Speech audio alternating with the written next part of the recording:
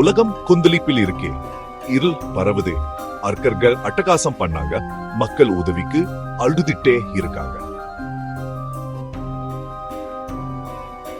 ரிஷிக சிவபெருமான வேண்டிக்கிறாங்க அவருடைய தெய்வீக தலையீட்டை நாடி.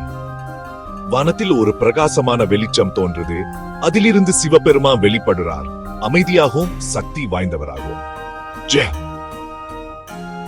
அவர் தலையில பிறை சந்திரனை அணிஞ்சிருக்கார். கங்கை அவருடைய சுந்தலில் பாயுது.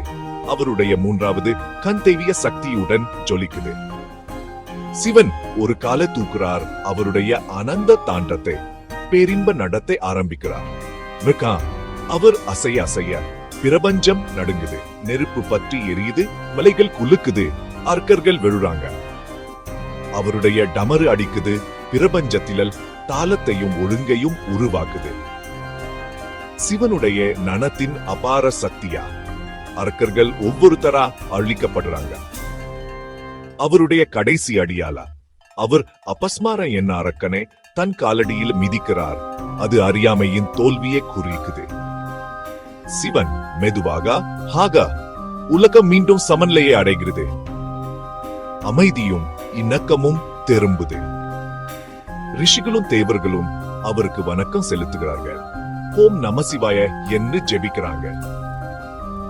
சிவனுடைய தாண்டவம் நமக்கு நினைவூட்டுது, ஒவ்வொரு புயலுக்கு பிறகும் அமைதி வரும் என்று. ஹர் ஹரர் மகாதேவ்.